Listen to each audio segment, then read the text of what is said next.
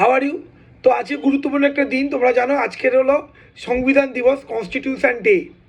তো আজকের দিনে গণপরিষদ কনস্টিটিউয়েন্ট অ্যাসেম্বলি 26শে নভেম্বর 1949 সালে সংবিধান গ্রহণ করেছিল।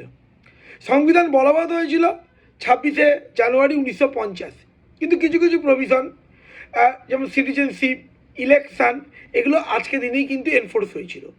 বাকি প্রভিশনগুলো ফান্ডামেন্টাল রাইটস বলো বা অন্যান্য যে সমস্ত প্রভিশনগুলো, সেটা 26শে জানুয়ারি 1950 এস্টাবলিশ বলবৎ হয়েছিল, এটা আমরা জানি।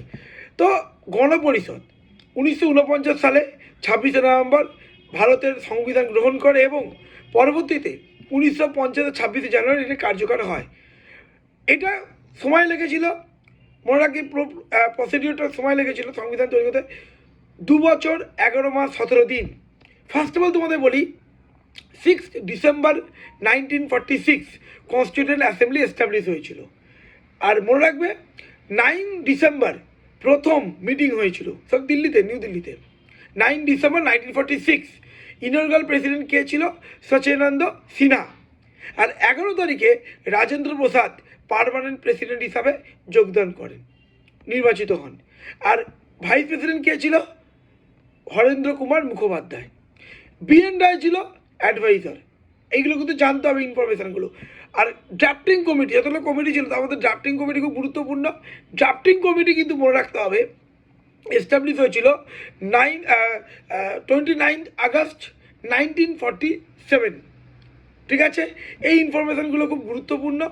আর মনে রাখতে হবে এই ইনফরমেশান তোমাদেরকে একটা ছোট্ট ইনফরমেশান তোমাদেরকে প্রোভাইড করে দিই। মূল সংবিধানে 22টি অংশ, 395টি ধারা এবং 8টি তফসিল ছিল।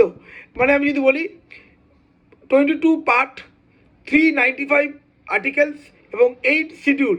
বিভিন্ন সময় অ্যামেন্ডমেন্ট হয়ে বর্তমান দিনে মনে রাখতে হবে 25টি পার্ট, 448টি আর্টিকেল এবং 12টা শিডিউলস আছে।